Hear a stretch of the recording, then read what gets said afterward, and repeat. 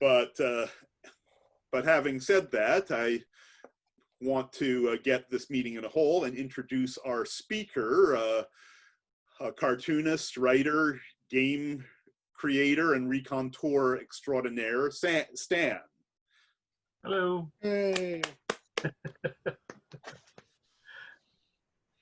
All right, so I guess I go now. Let's see. I'm going to try to share. Should be working. With you. Okay. So hopefully you can all see that little cartoon of me and my name. Yes? Yeah. Yes. Good. All right. Yes, yes. Great. So just a quick introduction, because most of you know me at least a little. I go by the moniker of Stan, also Stan Brown, because some people insist on a last name. And I have been a freelance cartoonist since 1982. During all of that time, I wished I did more cartooning. It's what I love most and what I get to do least often professionally. But I do get to do it professionally, and that's an important thing.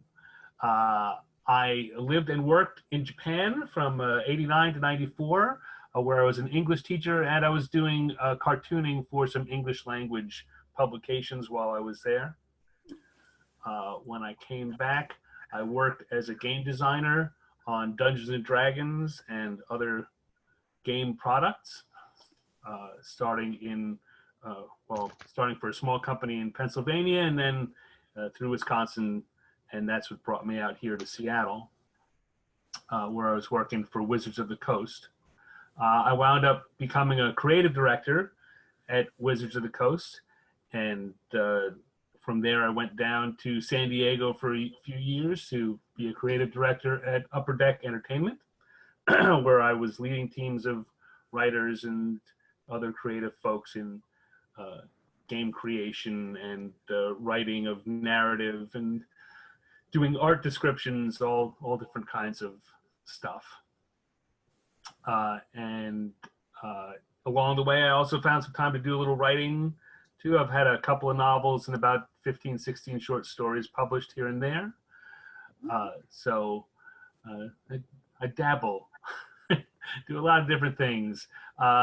In recent years, I've been working with Viz Media, doing rewrites on manga, which I'm sure you all know are Japanese comics. The English adaptation versions, I work with a literal translation, which I rewrite to be the final text that's printed in them. I've done around about 200 volumes at this point, and keep rolling along, another one every couple of months. Things have slowed down some, but that's a lot of fun. Kind of combine everything together. As you can see, a lot of them have been game-related products. I worked on some Pokemon and some Yu-Gi-Oh! And other game-related products. And I came and spoke to you guys previously in 2013. I gave a little talk about Kickstarter.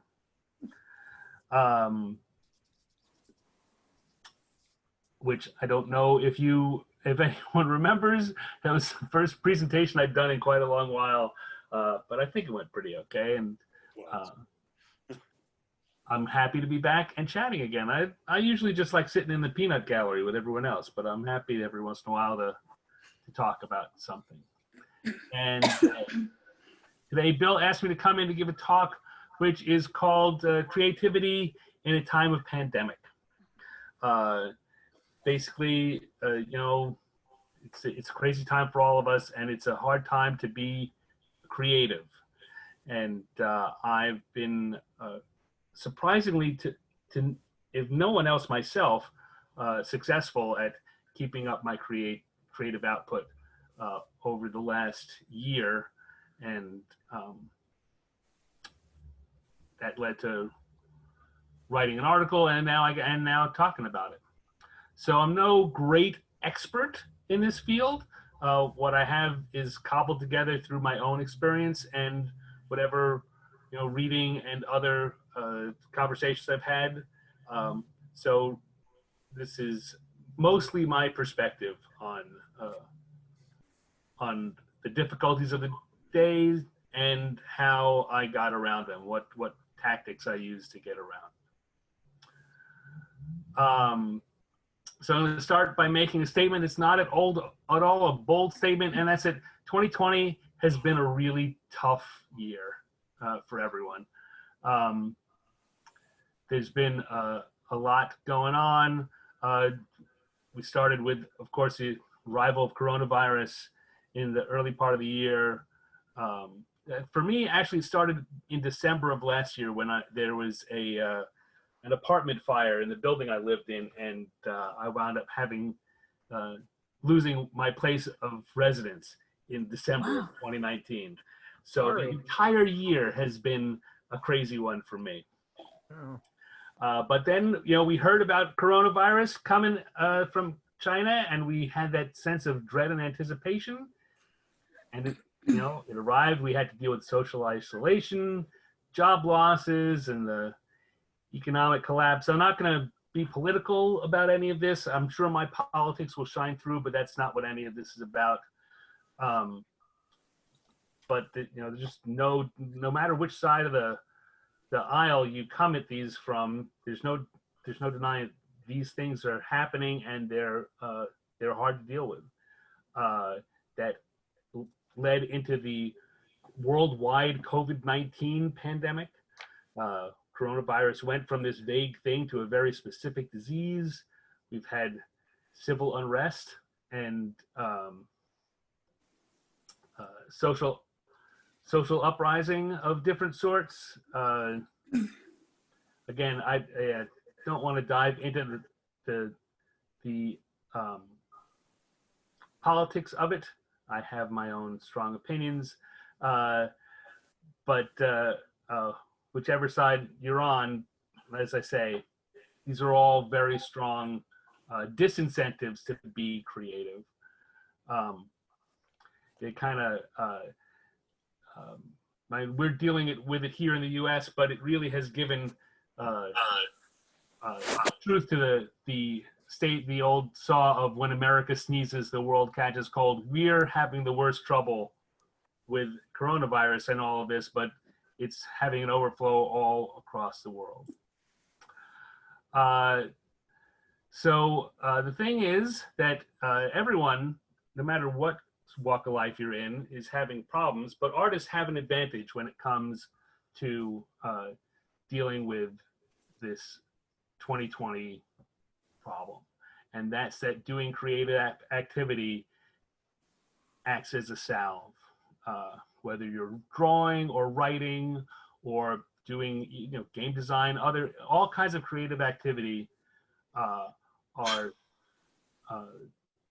salves for ourselves, for our souls. It gives us an activity to do, gives us something to focus on. It helps to lower stress. And we do these things because they're fun. And so the more you can engage in that, the better it is to help you handle all of the other problems that are going on in the world. But it's not just good for ourselves. Our creativity is also good for others. We provide, in as much as we post what we've done online or share it around, even just with our friends and family, it provides entertainment. People look forward to reading the next post or seeing the next cartoon you're going to put up. It provides a distraction from what's going on, and a way to think about it, a way to interpret it and digest it. And it provides a social interaction for the people that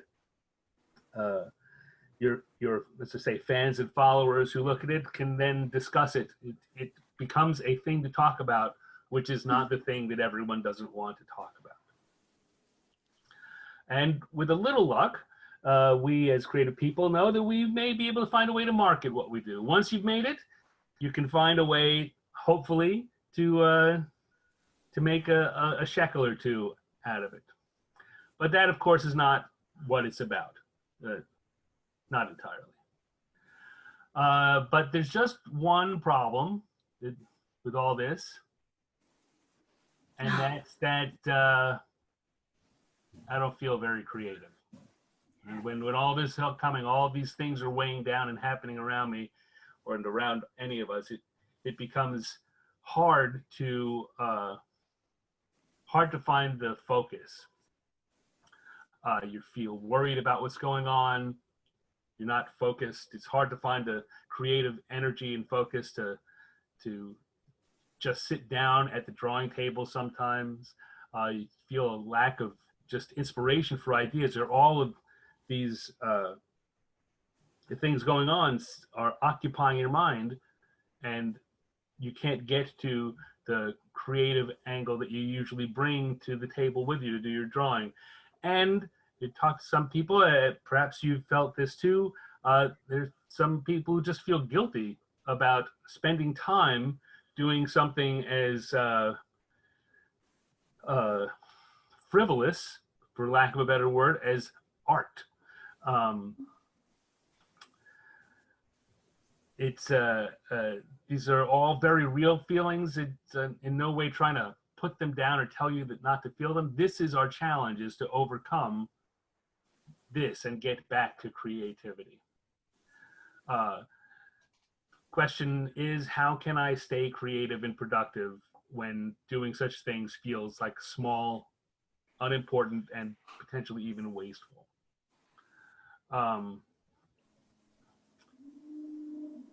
And that's a tough question. So this is my recipe. This is what I do. My first step is that I cut myself some slack. The world's on fire. So it really is not at all surprising that you're not feeling creative.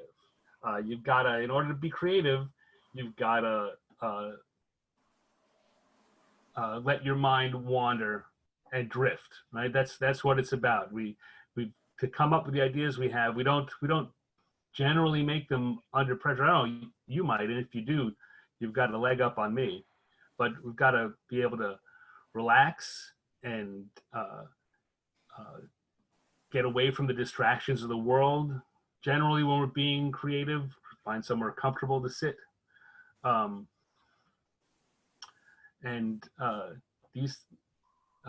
These things are difficult. So you got to find a way to, or I had to find a way to do these things. Find what was comfortable for me and let myself relax and tell myself it's okay to not worry about the problems that are right outside my door or right outside my window. Not put the news on, not read my Twitter feed. Just kind of put it all aside and let myself go. Well, we find ourselves these days our brains are pretty much always in fight or flight mode when we're dealing with the problems of the day. And creativity, we want to have what I came up with calling the ponder the infinite universe mode. We really want to, we've got to let ourselves be free to just create. So how do you do that? Well, the first thing, when you're going to sit down to do it, as I say, turn off the other input,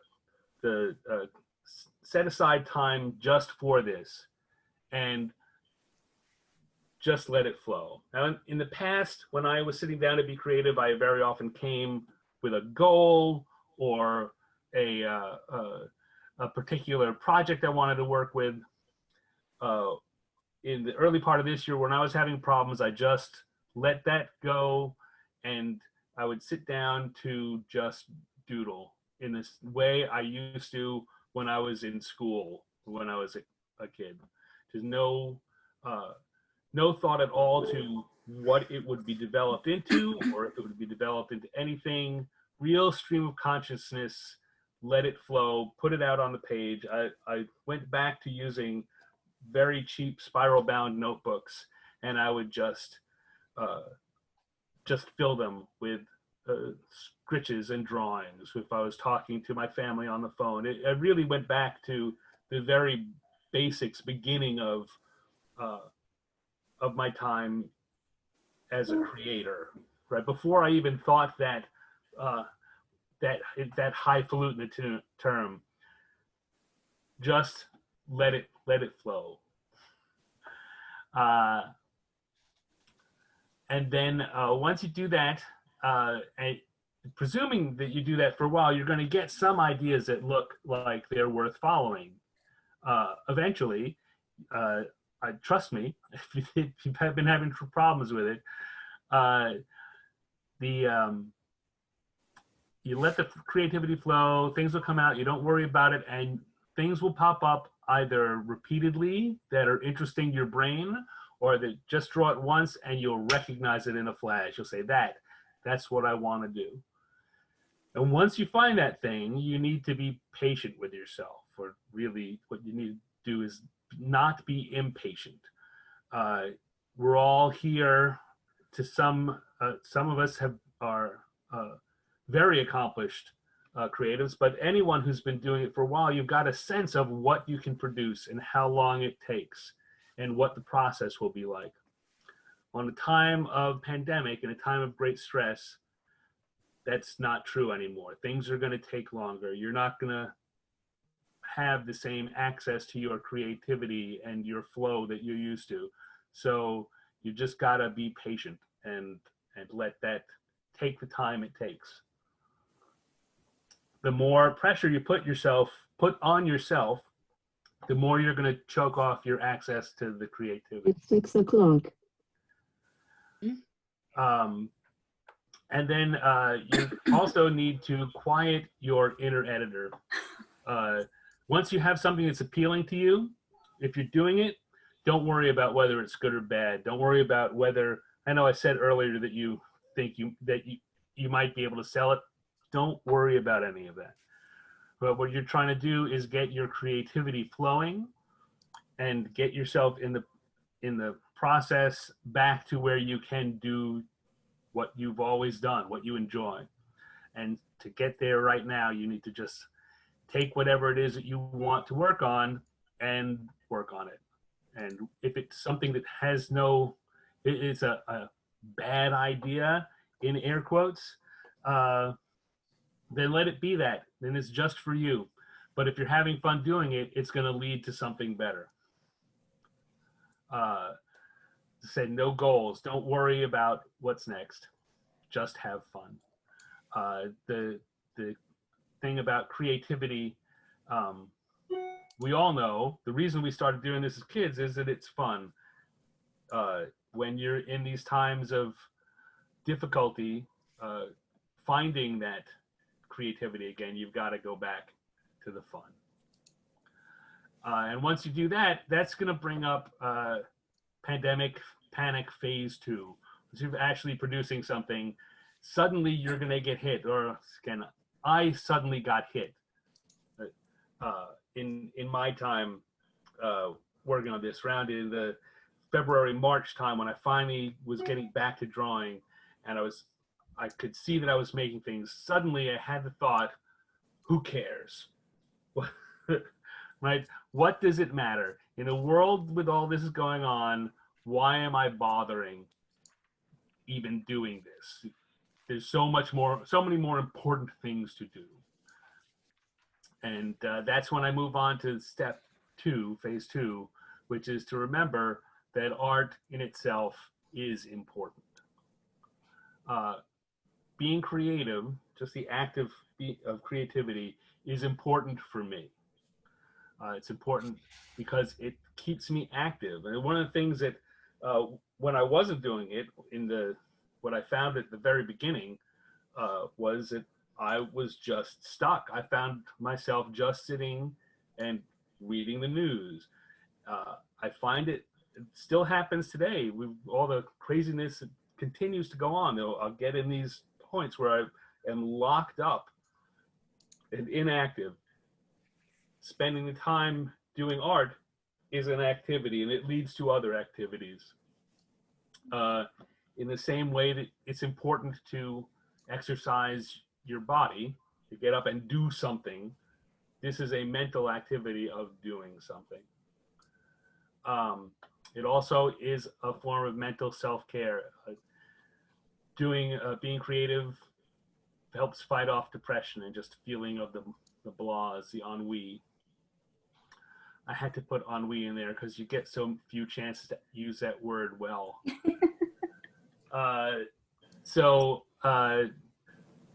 Creating art is important in that sense too. It's a kind of good self-medication. And the hard facts are that for me, it's my job. I gotta pay the rent, which means I've got to be creative. I've got to find a way to do this, which means that even if it feels like it's unimportant, the fact of the matter is it's very important. But it's not just important to me. Art is important for other people too. If for no other reason, then not everyone can do this. We know the fun and the joy of creating things. We know just when you finish it, how good you feel when you finish a project or a piece, and that you can come back in a week and later and look at it, and it gives you this little bit of that joy, or you can tinker with it a little more. People who don't have that, they rely on the material that creative people provide to them. They're not in a capitalist way. They are the consumers, right? Their joy is in taking in the art, and in order for them to have that, there's got to be art for them to do.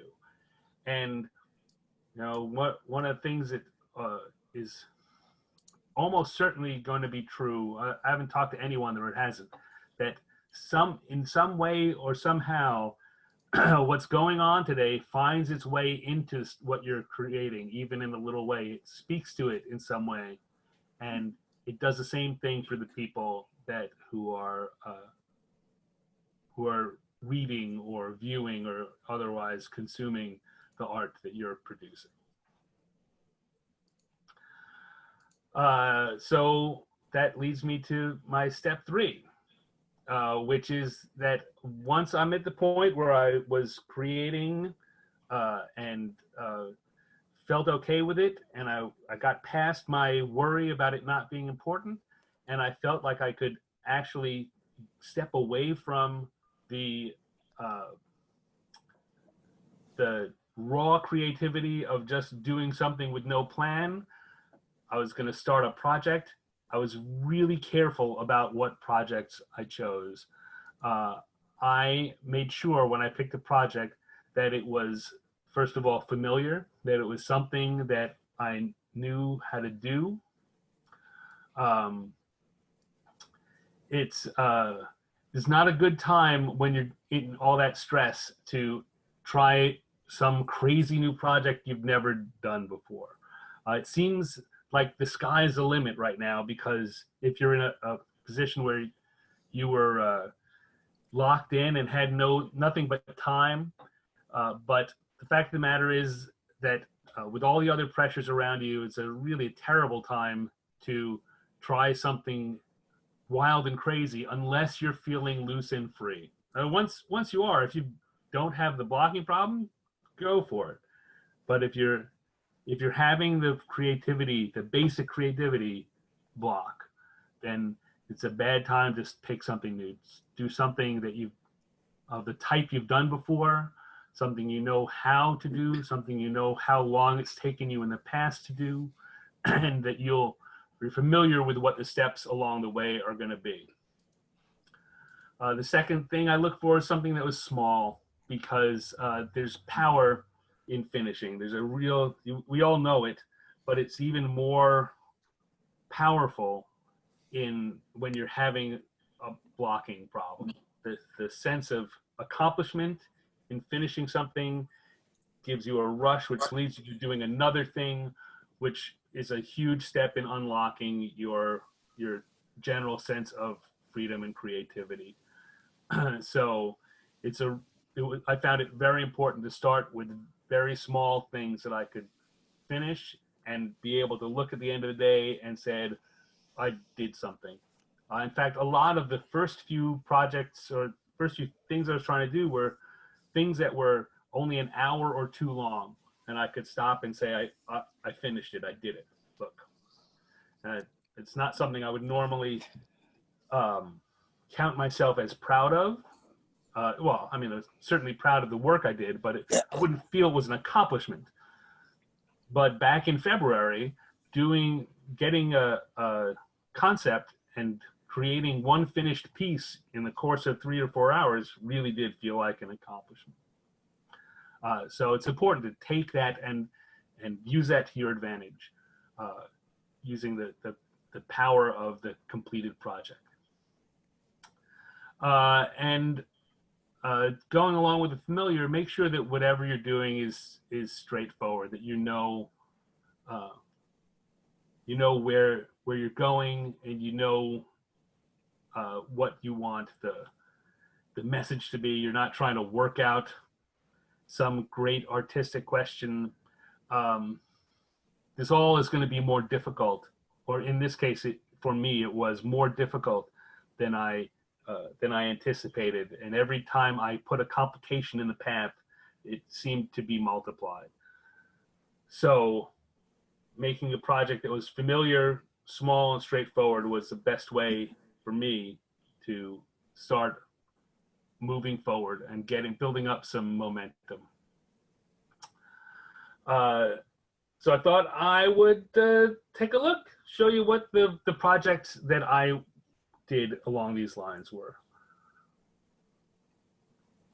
As I said, I started back in February into March. I had the apartment fire in December, and thankfully none of my stuff was actually damaged, but the building was damaged to the point that I was out and living out of a hotel. And I had a couple of freelance assignments that were going on, but beyond that, there wasn't much. And I found myself very much creatively blocked. And the coming of the pandemic and knowing that I had to find a new apartment, the whole thing really amped the stress. And by the time I found myself settled in early March, in what's my now new home, I just wasn't able to get anything done. So I started with a type of project I've come to think of as creative calisthenics. Just a quick little something to get the blood pumping, to get the creative juices flowing. And for me, it's a set of projects that I call the Damn It Owen drawings. These were inspired by a writer that I work with very closely, a good friend of mine, Owen K.C. Stevens. He posts a lot online. He's very active in social media with all kinds of different, very often quick ideas. And a lot of them I find just completely ripe for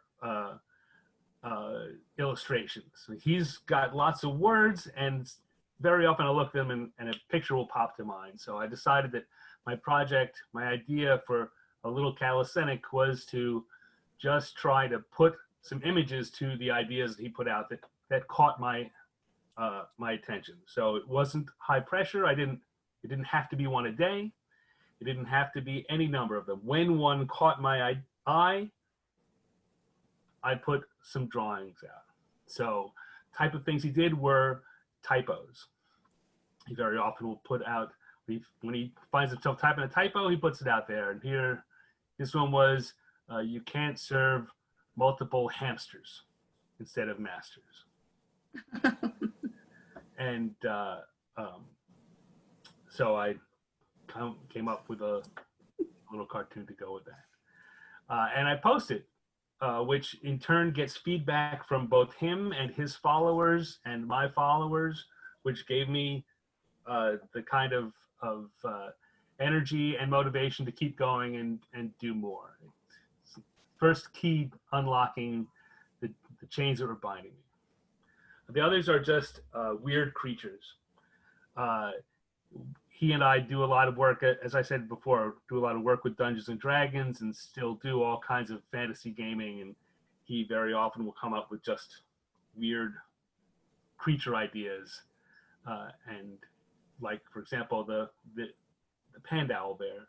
An owl bear is a D&D monster, but a variant that was a panda owl bear. That seemed cool to me. And then just other wild ideas. This one came up, a conversation he was having about typing exercises where you want a sentence that uses each letter of the alphabet once, and the standard one with the quick brown fox. And this conversation had gone around saying, well, that's just so boring. How about if one that said, Sphinx of black quartz, judge my vow? Which it turns out uses each letter of the alphabet just once, or at least once. And so I would do these. And as I got more, I got looser and more comfortable doing this, my goal for myself now is when I notice one and I decide I want to draw it, I want to get the drawing done in under an hour. And this is one where I succeeded. I did that in about 40 minutes. So it's a good, as I say, a creative calisthenic. The second kind of project I had, or the next project I took on, in fact, was a skill building project. Trying something new, which, we don't, well, I don't know about I don't do that enough with all of the things that I do and the creative things I have. When I have time off, I'm very often not trying something new in that realm. I'm going away and watching movies or doing something in another realm. But there are things I've always wanted to do, like I've always wanted to be better at doing caricatures. And as it turned out, in March, just after the first social isolation shutdown began, a caricaturist named Tom Richmond, who's done a lot of work for Mad Magazine over the years, started doing a thing he called coronacatures. He had a daily coronacature, where he would post a new person with some reference illos and just kind of the general thought for anyone who wanted to give it a shot doing that person's caricature and post it online for everyone else to see and have some fun doing it. So I did. I decided to jump in on the daily coronacature. It's you can still find it. It's up and still running. I did the first 100 days of them. I did 100 days in a row, one caricature a day. That was the first bit of pressure I put on myself, and I stumbled a bit at first, but I managed in the end to hit the 100-day mark before I said, okay, I need to take this time and put it somewhere else. But you can still find them online at Daily Coronacature, or on Instagram, _daily_coronacature. And they're still doing it. Tom has had to step away because he's gotten busier, but some other folks have continued, and they still each day are putting up a new subject with some probably 5 or 6 reference photos, though you're free to grab whichever ones you want. They're all celebrities of one type or another. And just the practice of doing it and getting to see all the different people. Boy, there were some really good caricatures. There's folks all across the world who are playing along, and I got to see some really interesting takes on different people. So I highly recommend that in specific, but in any case, find an artistic style or project or type of work that you want to do and give it a go. Do it for a month. Do it for a few months. 100 days was a long one that I took on, but have some fun. Try something new. The next thing I did is what broadly I call artistic challenges. There are a lot of these out there. There's, of course, the one going on right now in October, or several going on with Inktober or Drawloween or Clawloween or any number of them. But they are some defined challenge. In this case, May came along and I was feeling a little saucy. I was doing good with the Damn It Owens, and Caricature was going along, so I decided to hop in and try my hand at Mermay. In point of fact, I wasn't going to do that, but James Stowe, who was speaking to us a couple of months ago, was whining that he didn't want to do it, and I said, "You got to do it," and he said, "Well, I will if you will," and I wanted him to do it, so I did. And so, as you probably know, Mermay was about drawing a new merfolk-inspired drawing each day of the month. I did not follow the prompts that were given. I just made my own drawing each day. I tried to do some interesting pairings with merfolk and fish. I just try some new things. Here's another one where I just tried some effects I'd never done before. Again, for the most part, I tried to keep them short because I still had other things to do with my day. Tried to get my mermaid drawings done, again, around an hour or less, and was generally successful at that. But it was a short term. It was 30 days. Again, I tried something that was a challenge, but it had a very real and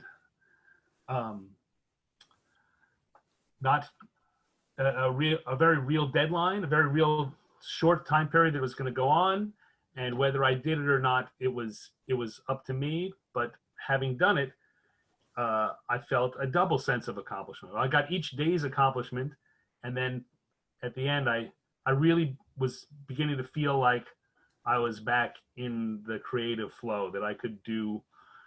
I was producing 2 drawings daily plus random Damn It Owen drawings. So I felt like I had gotten past my block. And so that's when I took on what I call a project with a purpose. I decided that I was ready, now that I was getting some time back from the Mermay, to take that and put it in to something that I really wanted to do. And that was to start doing what I called the shelter-in-place comics, which were, I hesitate to call them editorial cartoons because they're really all gag cartoons, but they were all of themes. Well, the first 15 or 20 or so were all COVID related, but then I spread out to be other cartoons that were somehow speaking to the problems that were causing us to shelter in place. So we had a few that were COVID related. We had a couple that were about the difficulty in finding cleaning solutions. I really like this one. This just kind of the Aztec temple on the mountain in the background really sells it for me. How far you had to go to get hand sanitizer in June. And of course, the problems of COVID and people not taking it seriously.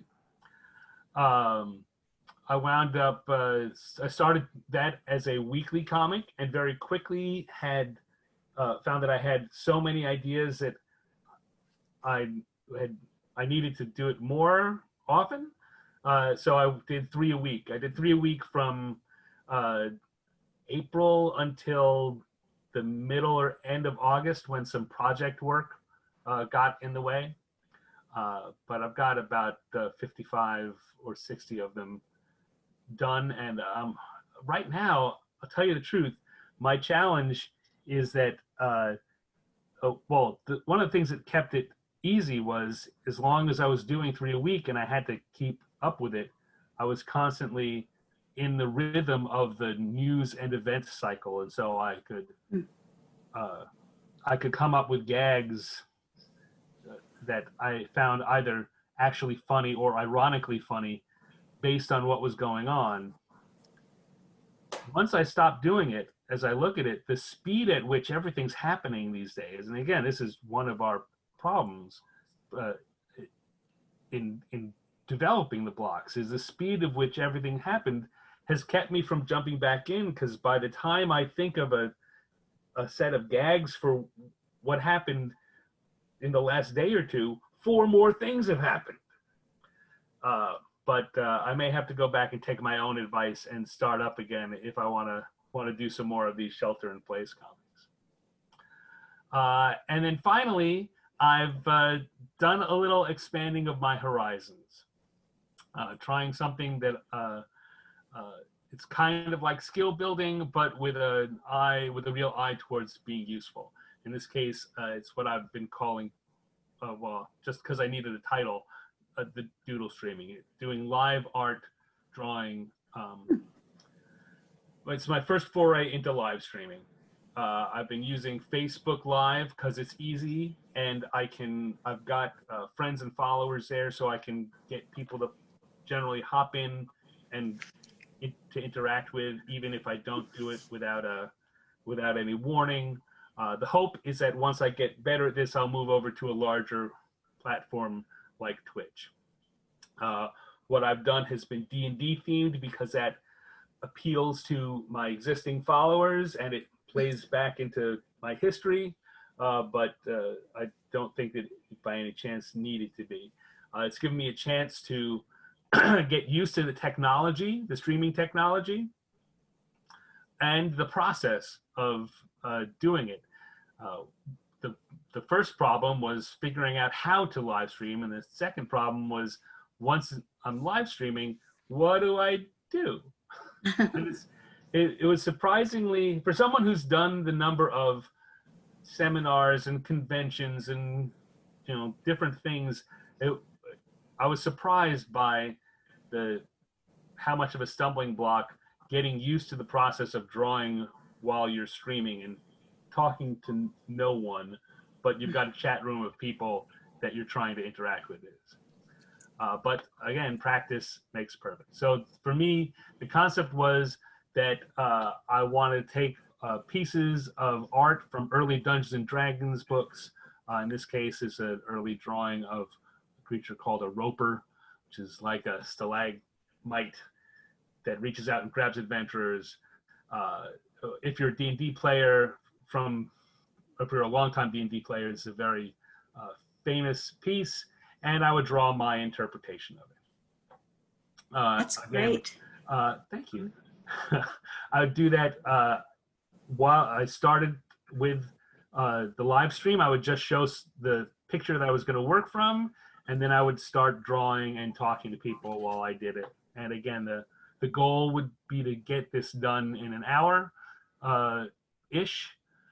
It generally winds up taking longer than that, both because I get a little ambitious and because I keep getting interrupted by talking to people, which is a good problem to have. The other one I did was another very famous early D&D drawing of there's a spell called Otto's Irresistible Dance. Came with this illustration of the monster having to dance because it got spell cast on it. So I did my version of that drawing.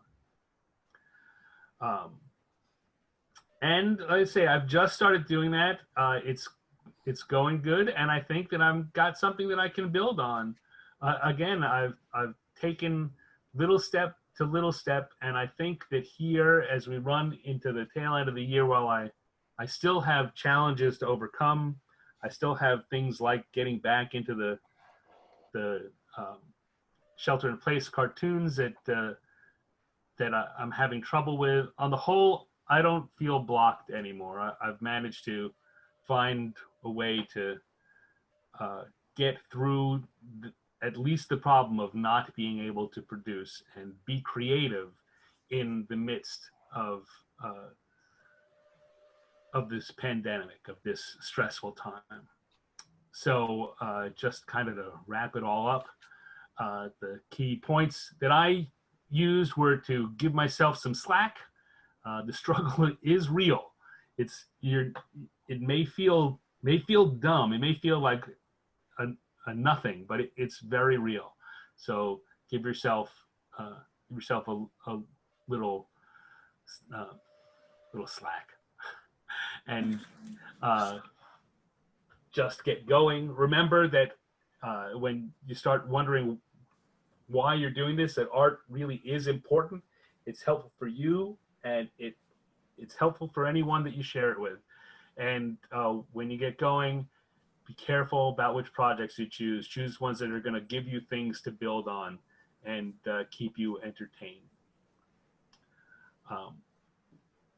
And that pretty much is my presentation. You all most know me, but in case you don't, I'm Stan.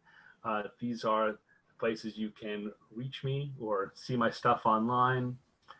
And a lot of us are connected already, but if not, feel free to drop me a line. I'm always happy to chat. Other than that, I guess if anyone has, I don't know, if anyone has questions, I'm happy to take them, but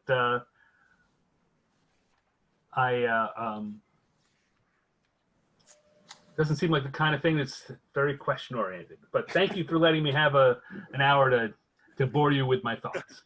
Hey, Well, It was wonderful. thank you. Thank you. Thank you. Very good. Anyway, that sounded like a challenge. Does anybody actually have any questions? I always want to ask, what is the meaning of life? I'm sorry. 42.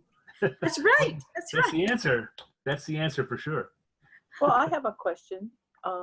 So how do you find you do end up interacting when you're doing the live streaming? Are you talking more about what you're doing, or are you talking about the subject matter, or are you talking about random things? Well, so here's how it usually goes. I start the stream, and there's no one there because half the time I've done it without warning. I just kind of send up a post saying, by the way, I'm going to go and do a live stream now. And so it starts with me just talking to myself about what I'm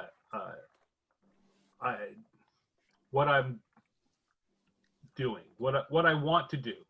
I put a little, like, I think of myself as a radio DJ for a minute, and I do an introduction.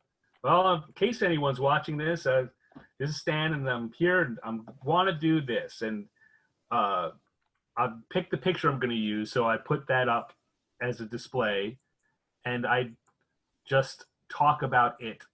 And then I begin the sketching. And so far, I've been really lucky in that by the time I get about there, 2 or 3 people have shown up in the chat room. And then I treat it like I would any other chat, except I'm talking instead of typing, and they're typing to me. And then the challenge becomes that I'm drawing, and they will invariably ask questions, which I can talk about while I draw, and I need to remember to look up and check the chat room for more questions along the way. But as you go along, it becomes a conversation. And once you get past the uncomfortable introduction and there are people there, asking questions or making comments that I want to comment back on, and it becomes a conversation. Do you ever change what you're drawing based on what they're talking about? Like, do they give you ideas, or you stick with what you're doing? Or I have. There have been one of the problems is there's a lag. So there's about a minute lag between what I'm saying and what they're hearing. So if I ask them a question, it either has to be something that there's a little time before I move on to work on it, or I'm willing to disregard whatever it is I am drawing in that 1 minute. But certainly the way I'll usually do it is if I'm say working on the drawing of the roper, they've seen what the black and white version is. I've said, well, I don't know, what hair color do you think that I should give that fighter, or give them a question about something that I'm planning to work on in about 3 minutes down the line. So that's a challenge in asking them for input. Is you've got to remember you got to deal with the lag. Yeah.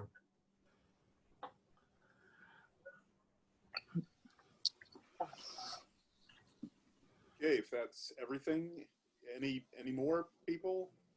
Yeah, I think I've got a question. How long have you been working for Viz, if you don't mind my asking? About 10 years. Okay. I did a series for Viz about 15 years ago, and at that point it looked like they were going to be just having the translators write the scripts, which sounded like a disaster. So I'm glad to hear that they're back to hiring people to do stuff. It's a mixture now, and there's been less work for me the last 5 years, mainly because the sales have been dropping off. But they've got I got this gig through one of the editors is someone I knew when I was living in Japan, and so he knew that I was doing writing and asked me if I'd be interested. So I get kind of, he calls and tells me about what's going on. And they seem to have 3 kinds of things are happening. The ones they like best are where they can give it to the translator, and what the translator hands back is usable. Right. But the fees they've been paying actually have gone down since I've been working with them. Wow. And so they've got pretty tight deadlines, and the fees aren't bad, but the top-notch, it's not what the top-notch people want. So they get who they can afford, and if what the translator gives them is not good enough, it's less expensive for them to pay me to rewrite it than to pay for the good translator all the time. I got it. At least that's my understanding of what happens. I always And thought, if they're really rushed, then the editor himself has to do the rewriting. Him or herself has to do the rewriting, and they don't even give it to me. I found it an enormous amount of fun, but Yeah. it was also kind of challenging. And when you get, I'm sorry, this is a discussion we should have ourselves. Nobody else is going to know what we're talking about. Anyway. Anyone else? Do you have any fun anecdotes from your time designing for Dungeons and Dragons? Lots. Oh, I did that for 15 years, so lots.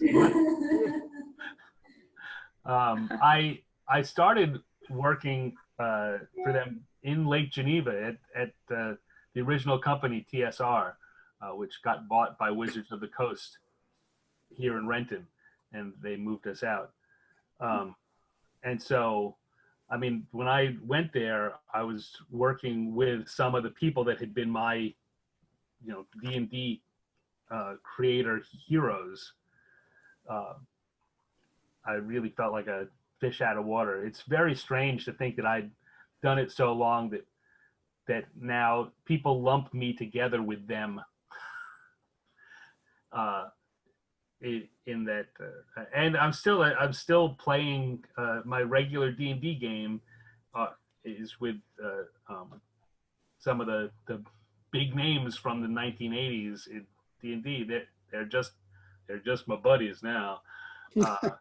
That's great. Yeah, but I keep having every once in a while to just pinch myself and go, really, this is me? You know, my son plays D&D and he's doing it right now. And he spends all this time writing up information about the characters and doing the drawings and everything. It's great. Sometimes that works out. I'm living proof. Sometimes it's going to be a subgenre in art history. You know, I think it's coming. I hope so. There's been a lot of really amazing stuff. There was a really good book about the history of D&D art published last year.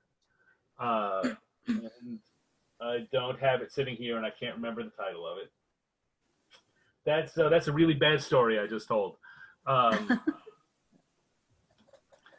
saw the video, like on Amazon Prime, which was like very, very enjoyable. You know, from the beginning and at least, I guess what we call now legacy characters, people's new takes on legacy characters. It was a pleasure to you know, just be the fly on the wall for the process.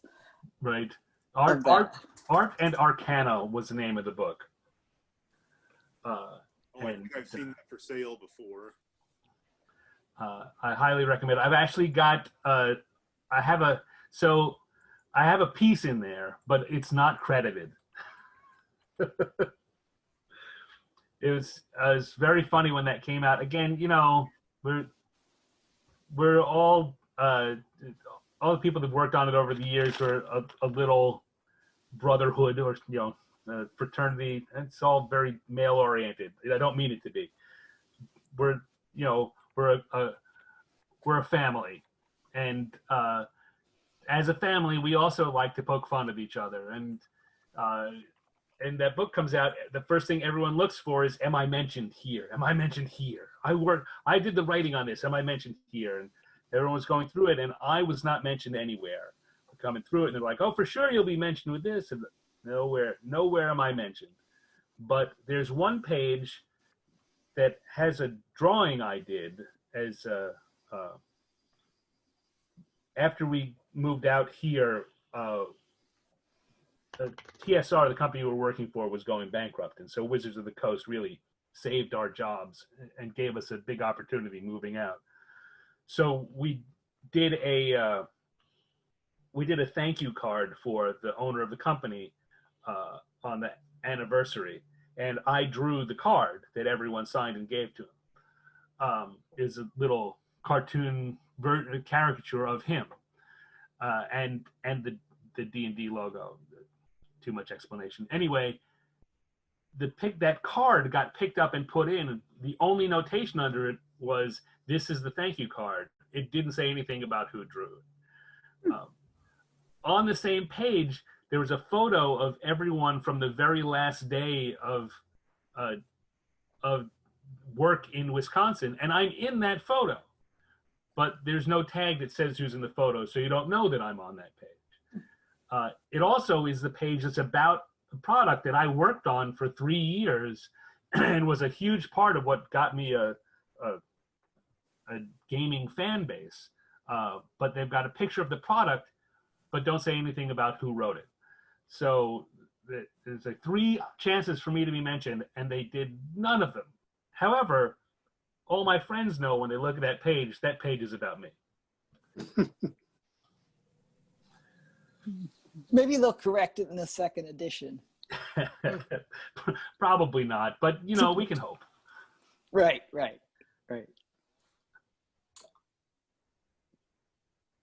But thank you, though. I mean, I really appreciated, the different kinds of